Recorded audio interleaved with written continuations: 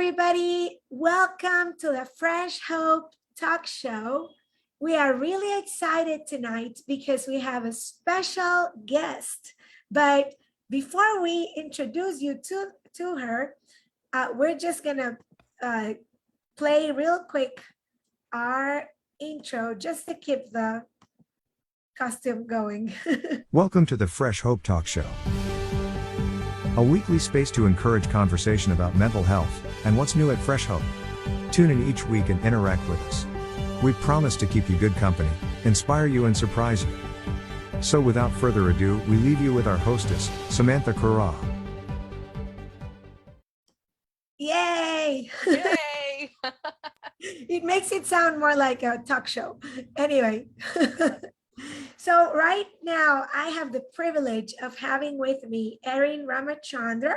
Did I say it right? Ramachandran, very close. Chandran. Okay, there you go.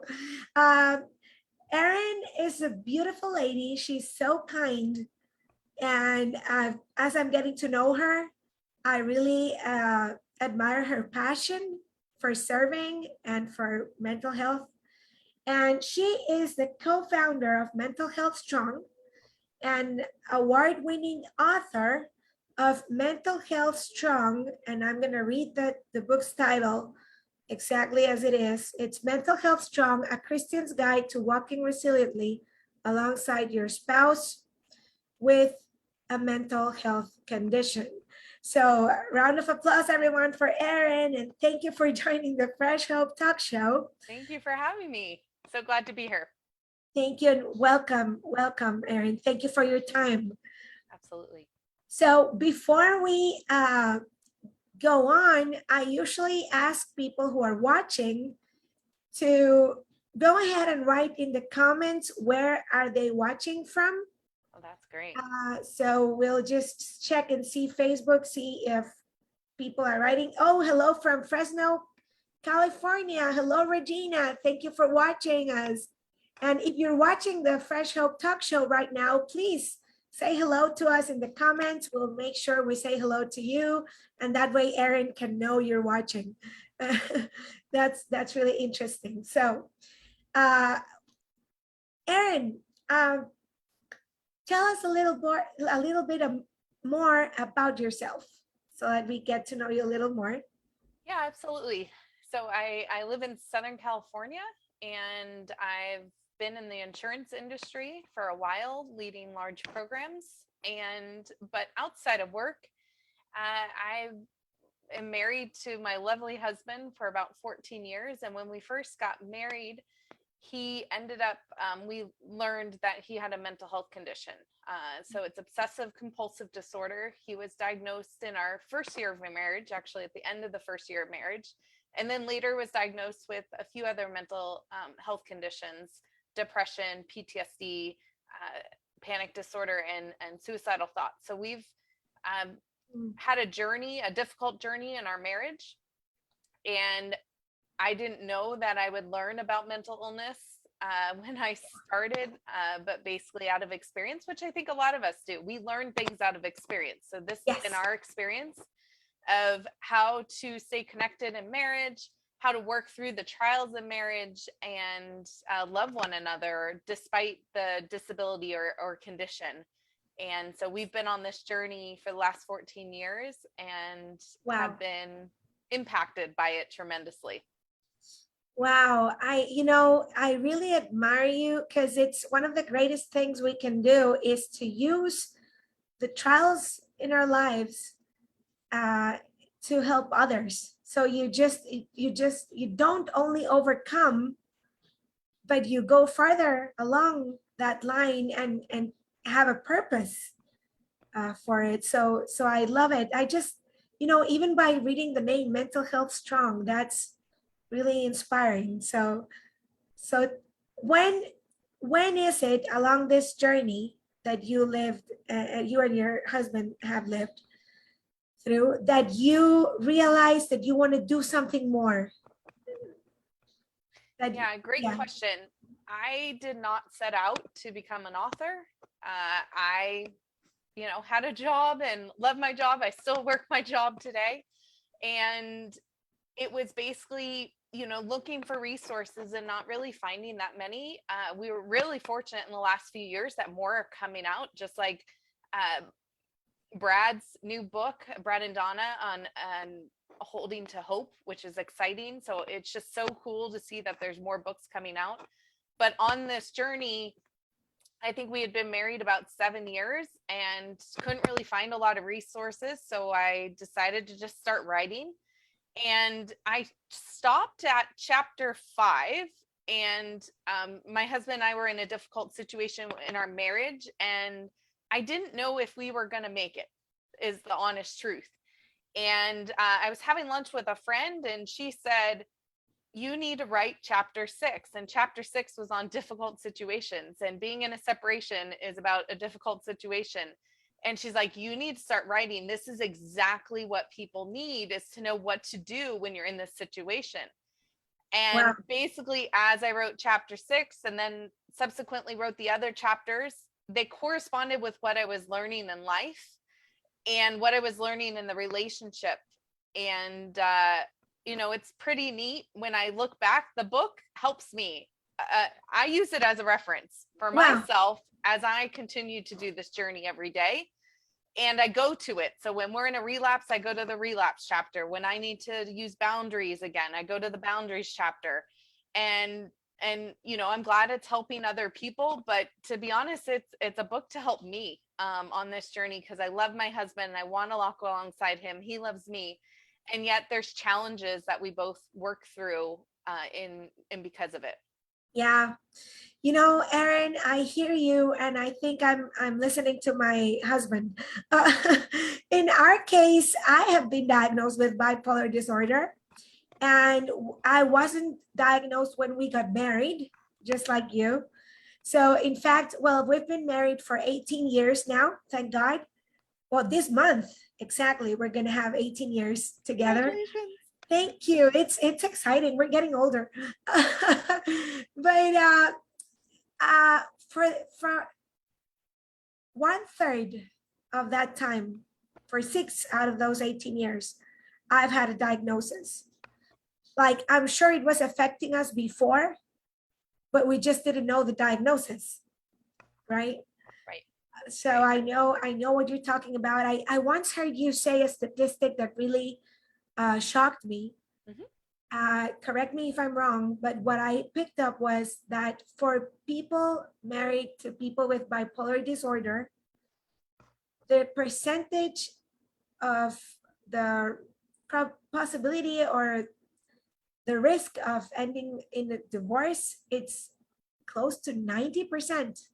Yeah, That 90% for bipolar. And then there was a worldwide study that was done in 22 countries across all social economic standpoint.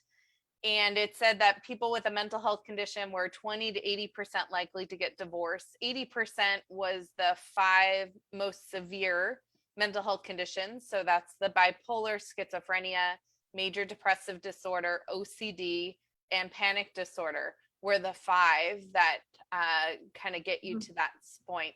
And bipolar, I looked on another study just individually about bipolar marriage, and it was 90%. So basically the idea is we're on the track to get divorced. And what I think we're trying to do is say, if we have the right community and we have the right resources, and we both in the marriage are focusing on our own health, we can make it, or we can choose to make it. I'm not saying that every time in the marriage it's healthy to make it. You have to determine that, and you have to have the professionals around you.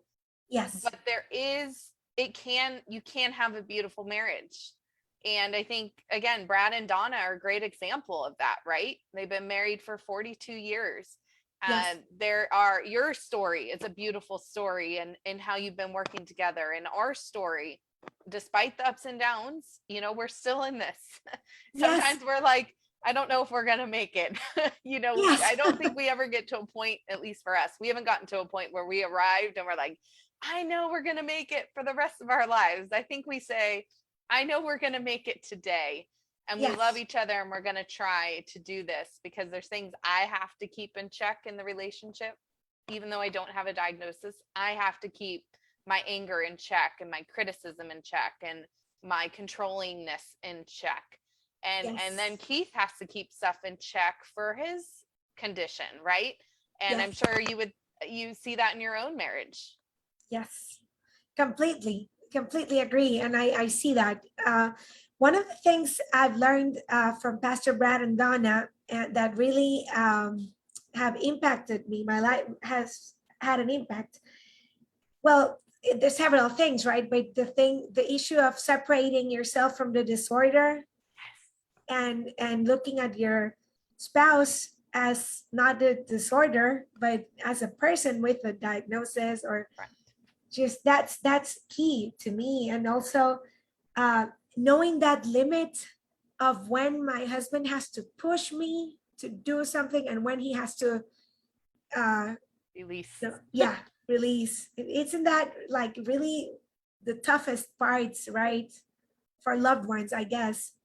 Yeah, I call it enabling, like how to know when you're Yes. enabling versus helping. Yes. And it's a very fine line. And then Yes. to know like when you're setting helpful boundaries versus, threats or manipulation or controlling behaviors, right? So it's a fine line. And I think each person's personality and each person's relationship and each person's background and their own hurts that they have from their childhood, because we all have them, Yes. they all contribute to the relationship. Yes, And so Erin. there's not a formula, right? It's Exactly. each relationship has to figure it out within there, but we can definitely find some tools and resources to help. Yes. Yes, completely. Yes. So I tell us a little bit about the upcoming conference. This I'm really excited about the marriage and mental health conference that's coming up. It's coming up on October the 2nd, Yep, and absolutely. it's from 9 a.m. Eastern Standard Time, correct? 9 a.m. to 12 p.m. Pacific Standard Time. Pacific, I'm Yep. sorry. Okay, It's okay. No worries. All the time zones. and tell us what inspired you to do the conference. Tell me about that. Yeah, a few different things. So I've been praying about it for a couple years, and I was praying when the book came out, just Lord, what do you want this to be? And I kept bringing up conferences. And the pandemic happened last year, right? And so we Yes. started a virtual support group, and that's been going great. And then someone reached out to me and said, you need to read this book called Blessed Union, which was a book written by Dr. Sarah Griffith Lunn. And then I met with her and said, hey, I'm thinking about doing a conference. Would you mind co-chairing it with me? Because I don't want to do this alone. It's Yeah. too big. And she's like, yeah, let's do this. And we both agreed there weren't a lot of resources out there. And Sarah knew Brad because they had been on a conference together. And so it was like this person telling me about Sarah and Sarah telling me about Brad. And then a key person on our team, Grace, had connected us with a few different people.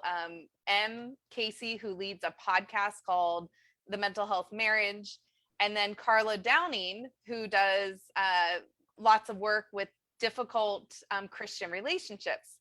And basically this beautiful panel and planning team came together, and we were all excited about putting on this conference and to really start a community to help marriages and couples have the resources to get the help that they need. And we're actually having a leadership summit the day before for anybody who's passionate about the space and wants to help contribute to it. So Friday's the leadership summit for about 90 minutes where we'll do brainstorming. And then Saturday is the conference where you'll have 5 keynote speakers talking about different solutions to relationships that we built off of a survey that people sent us. This is what we want to learn about, which includes codependency, boundaries, communication, self-care and treatment plans, connection plans, and spiritual solutions for the relationship. And then we'll have a Q&A at the end, as well as 5 real life testimonies or stories that will be shared to encourage couples in their relationship. So really excited Wow. about it. And I think it's going to be a great conference that we're looking forward to others joining us. Yes, definitely. This is something that, nobody should miss it. It's a huge opportunity, to have these key speakers together and sharing about this. It's huge. And you know what's really exciting for me, Erin, personally is, well, you know that at Fresh Hope, we've been working with the Spanish speaking community. Yes. And thank God and thank you for allowing this. This conference will have translation to Spanish. So thanks to you and Brad. I'm so excited. Thank God, people, we don't have this kind of, or this quality of content in Spanish. Like, this is like a first timer. And I'm trying to convince everybody to, don't miss this conference. It's really worth it. And to have all these testimonies and experiences and just sharing that's gold. Yep. And then if someone's not able to attend the conference, they can still purchase a ticket and have where the recordings are available for 30 days after, which is great. So if you have something on October 2nd that you can't make it, still give you access to all the live content. Hey, that's really important. We need to mention that more in the Spanish side, because we are telling our people in Spanish about it as much as we can. We have Dale and Martha Rose saying hello. Also, Caitlin and Paul Novak. Paul is in Nebraska. Aww. Regina is saying, sounds like a great conference. Definitely. Yeah. I think back, well, my husband and I went through a lot when I was diagnosed. To begin with, and just to make it really short, at first I was diagnosed with depression and panic attacks. And so they gave me an antidepressant without a mood regulator. And that triggered me into mania right away. But we didn't know. So I just started changing my behavior. And my husband, who knew nothing about mental health, we had no background whatsoever. I guess. God gave him that instinct to say, you know what? That's not you. We need to check with another doctor. That's the pill is doing something to you right there. And so, yeah, we went to another doctor. And in fact, the diagnosis, the first one I got, wasn't that accurate. So thank God, but what I was going to say is what I would have given to have a conference like that back then. I mean, and I'm still going to cherish it right now with all the things we face. So that's really exciting. Yeah, I think we're at an exciting time. I think, I look at the work that Pastor Brad and Donna have done. They really were the pioneers in mental illness and support groups, and that you guys have support groups all over the world. And I didn't find out about you guys till just recently. And so it's really cool to see, and there's just different people coming out with new books and new things. And I look at it as we are all in this journey together. We can work together. This problem is too big to solve on one group, and we need to all work together, and we can really start a movement and help where people feel hope again. I mean, your name, Fresh Hope, to our tagline, hope for marriages with mental health and addiction challenges. Like, it's about that hope, where people feel that they can make it and they don't need to give up. And so it's really exciting. We're just meeting different folks, and there's a lot of people that want to do something about this. And I think about parenting, right? How many parenting resources are there? Like millions, probably thousands. I mean, it's just, and think about the marriage resources. There's tons, right? But with marriage and mental illness and addiction, we could probably count it on our hands, Yes. right? Yes, Erin. And the idea is to bring more.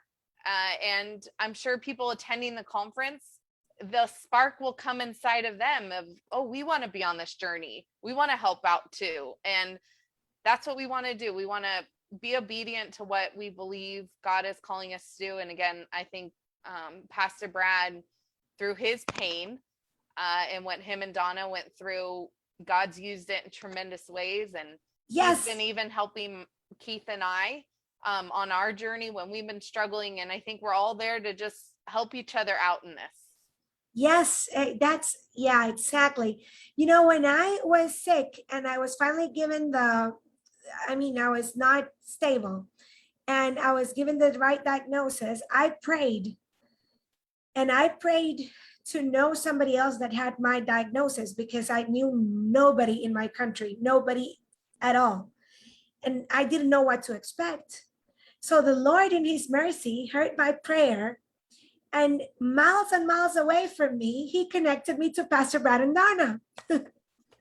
Yay, I know. And just I remember when I bought their book, I couldn't put it away because it was like, oh my gosh, it's like, this is bipolar disorder. So I am not the monster is one of the first things he teaches. And so then to read about how Donna dealt with Pastor Brad and this ice cream example that he always shares, that how Donna took him every day, made him go to a different ice cream parlor when he was at his worst point in depression. And she knew just how far to push him. And well, it was a lifesaver for me. And for them to have the courage to share their story, like the least we can do is do the same. Right. Exactly. Yeah. Exactly. And keep sharing those stories, because what helps me might not help you, which might not, but between each of our stories, somebody's story is going to connect in a way. And so we need lots of stories, and we need lots of diversity and differences. Yes. To give people the hope that they're looking for. Yes. And we are going to have a lot of testimonies in the conference, right, Erin? Yeah, we're going to have 5 different testimonies from each of those different topics. So someone will be sharing about boundaries, and someone will be sharing about communication, and a couple will be sharing about connection, how to have connection when you don't feel like connecting. Yeah. When you're actually angry at your spouse. Yes, exactly. When you just want to, throw in the towel. Yeah, exactly. You do have that saying in English. I was wondering. So yeah, it's a definite, you must go. So if you're watching this live, or if you're watching it, because this video is going to be then in our YouTube channel as well. So no matter when you're watching it, if it's before October the 2nd, please attend to this conference. It has a cost. Maybe we should talk about that a little. The cost is really not, it's $25 per couple. Yep. So that's really, so accessible, because the point here is not to, sell something. The point is to just at least cover the expenses of doing something this big. Yeah. So if you want to, below this video, I'm going to post the link to the event, so that if people want to sign up to the event, they can find it there. As soon as we finish, I'll post that link, and you can just sign up, and you'll be able to get all the information to your email and be ready. Wonderful. I'm just so thankful to have met you guys again through connection to connection to connection. And you inspire me with the work that you do, Samantha. You're just so great to work with. And every time you share and talk about your story and your marriage and your life, it just warms my heart. So just thank you for all that you do, and continue to advocate. We need a lot of us to be advocating and breaking stigma Yes. And just to point out, like, one thing you said, to just harp on a little bit about the words we use. We need to not say, my spouse is OCD or my spouse is bipolar. We want to say, Keith with an OCD diagnosis, Yes. Samantha with a bipolar diagnosis or disorder, because you are you. You are not Yes. your illness. Yes. You are not the condition. And even using the word condition versus illness is helpful. So the idea is we want to, take away those negative terms that we don't even realize we're using, to give that the person is separate from what they are struggling with. Just like the things I struggle with, I don't want someone to say Erin's anger or Erin's challenges with food, right? It's Yeah. Imagine that one. right? Or you don't want to say alcoholic, right? You want to say a person Yes. that struggles with alcohol, so that Correct. it takes away from the person, and we really look at it the same way we do with physical illness. Yes. Totally. So important, Erin. That is so important. And this is a call that we are making so that people ask for help. Don't be ashamed to ask for help. Yep. Don't be ashamed. Sign up for the conference as soon as you can. As soon as I post the link, go in there and sign up for it. And like Erin said, if you cannot make it to that exact time and day, you can still purchase it and you will be able to view it for 30 days. So that's very important. That's very valuable. Thank you, Erin, for your time. Thank you so much. Thank you for being so genuine, for sharing your story. Say hi to your husband from me. Will do. And we'll keep in touch. Sounds good. Thank you so much, everyone. Have a great evening. Thank you, do something you everyone. love. Have a great evening. Goodbye, everyone.